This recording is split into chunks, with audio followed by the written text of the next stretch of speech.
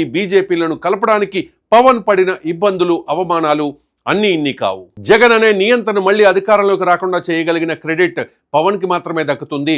ఏపీలోనే కాదు, కేంద్రంలో ఎన్డీఏ తిరిగి అధికారంలోకి రావడంలో పవన్ కళ్యాణ్ కీలక పాత్ర పోషించారు. పవన్ కళ్యాణ్ కనుక టీడీపీని ఎన్డీఏలోకి అటాచ్ చేసి ఉండకపోతే కేంద్రంలో హంగ్ ఏర్పడేది. అది దేశ సుస్థిరతకు ప్రమాదం. ఇప్పుడు దేశమంతా కూడా పవన్ కళ్యాణ్ వైపే చూస్తోంది. తాజాగా మోదీ పవన్ కళ్యాణ్ ఇంటికి వెళ్లి కలవడంతో పవన్ కళ్యాణ్ దక్షిణాదిలో ఒక బలమైన నేతగా ఎదగబోతూ ఉన్నారన్న సంకేతం వెళ్ళింది. బీజేపీకి దక్షిణాదిలో ఉన్న ఏకైక ఆప్షన్ పవన్ కళ్యాణ్ మాత్రమే. ఈ విషయం మోదీకి బాగా తెలుసు. అందుకే సందర్భం దొరికిన ప్రతిసారి కూడా పవన్ ను ఆప్యాయంగా పలకరిస్తూ ఉంటారు. వీలైతే పిలుస్తారు, లేకపోతే వచ్చి కలుస్తూ ఉంటారు. అది పవన్ కళ్యాణ్ రేంజ్. తెలంగాణ పర్యటనలో మోదీ హెచ్ఐసిసిలో జరిగిన కార్యక్రమాన్ని త్వరగా ముగించుకుని అప్పటికే చంద్రబాబు చాలా సేపటి నుంచి వెయిట్ చేస్తూ ఉన్నా కూడా ప్రోటోకాల్ పక్కన పెట్టి పవన్ కళ్యాణ్ ఇంటికి చేరుకున్నారు.